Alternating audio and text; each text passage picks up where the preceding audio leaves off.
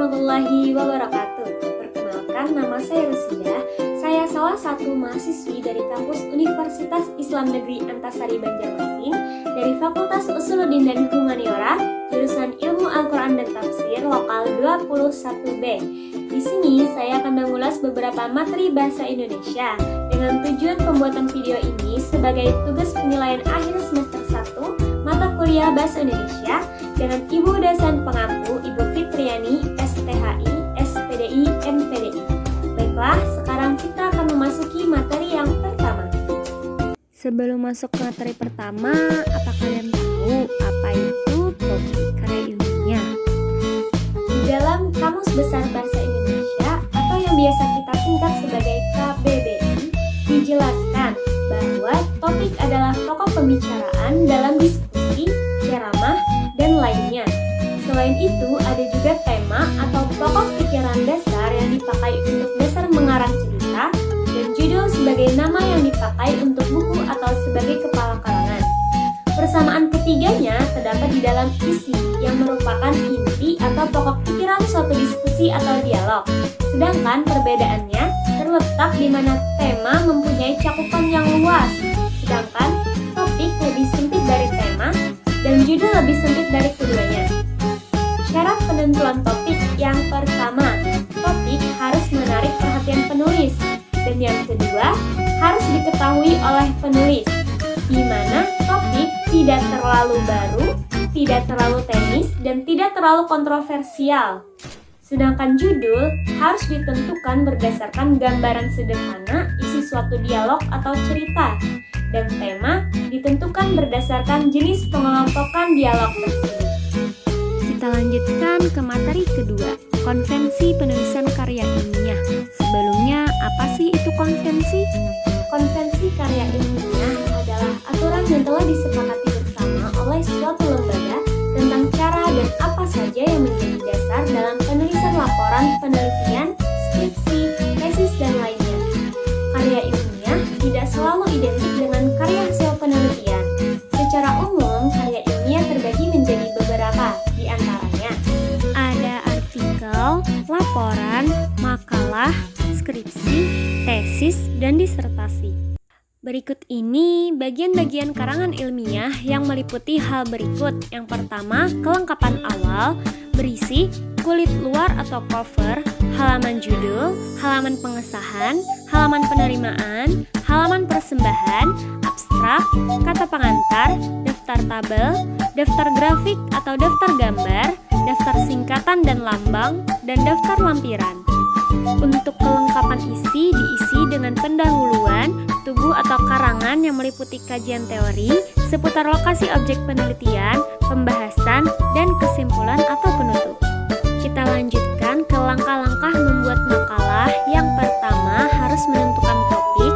Yang kedua, menentukan format dan jenis makalah yang akan dibuat. Yang ketiga, melakukan penelitian atau studi literatur. Yang keempat, membuat kerangka makalah. Dan yang kelima, menuliskan makalah sesuai dengan PUEB. Lalu, apa saja sih penulisan makalah sesuai dengan pedoman Fakultas Usuluddin dan Humaniora? Jawabannya, yang pertama adalah tidak memuat kata pengantar penulis, daftar isi, dan bab. Yang kedua, subjudul ditulis pada halaman yang sama dengan isi. Dan yang ketiga, panjang makalah minimal 8 halaman dengan spasi 1,5 untuk halaman yang Latin dan 1 untuk yang Arab pada kertas HVS putih ukuran A4. Sekarang kita lanjutkan ke materi yang ketiga, jenis-jenis paragraf. Berdasarkan jenis-jenis paragraf sebelumnya, apa ada yang bisa menebak? Ada berapa jenis paragraf menurut ide pokoknya? Ada 1, 2, atau 3? Yang menjawab 3 kalian betul, yaitu paragraf deduktif, induktif, dan campuran. Yang pertama, paragraf deduktif. Paragraf deduktif adalah paragraf yang ide pokoknya atau gagasan utamanya berada di awal baris pertama sebuah paragraf dengan pola umum ke khusus. Sedangkan paragraf induktif adalah paragraf yang gagasan utamanya berada di akhir kalimat yang disusun dengan pola khusus ke umum.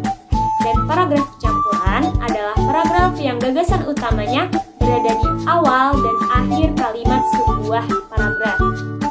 Sekarang kita masuk ke contoh paragraf. Di sini ada sebuah paragraf yang bertuliskan, kebersihan sangat penting bagi kesehatan. Kita harus selalu menjaga kebersihan, baik itu dari makanan yang kita makan maupun kebersihan badan. Sudah banyak orang yang terserang penyakit karena kurang menjaga kebersihan.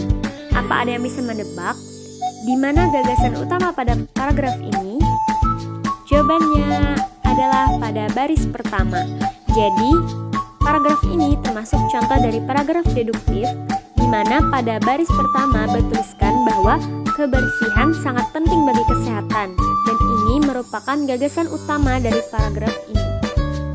Lalu, apakah kalian tahu paragraf berdasarkan tujuan atau isinya dibagi menjadi 5, yaitu paragraf narasi, paragraf deskripsi, paragraf argumentasi, paragraf persuasi, dan paragraf eksposisi.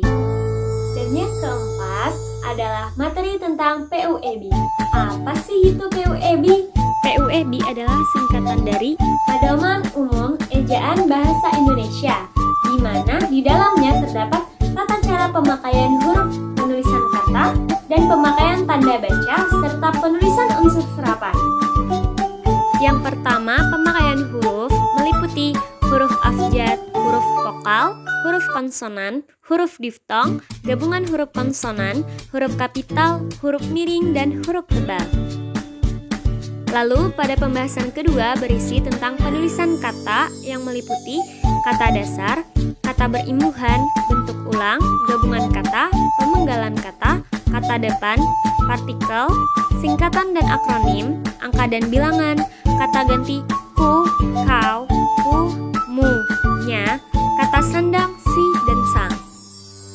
Selanjutnya, pada pembahasan ketiga membahas tentang pemakaian tanda baca yang meliputi tanda titik, tanda koma, tanda titik koma, tanda titik dua, tanda hubung, tanda pisah, tanda tanya, tanda seru, tanda elipsis, tanda petik tunggal, tanda kurung siku, tanda garis miring, dan tanda penyingkat atau apostrof. Dan yang terakhir, membahas tentang penulisan unsur serapan. Baiklah, itulah sedikit ulasan materi yang dapat saya sampaikan. Semoga memberi manfaat kepada teman-teman. Sedikit pantun dari saya, kalau Anda pergi ke sawah, mohon mampir ke ladang saya. Kalau ada ucapan salah, mohon kiranya maafkan saya. Mungkin hanya ini yang dapat saya sampaikan. Wassalamualaikum warahmatullahi wabarakatuh.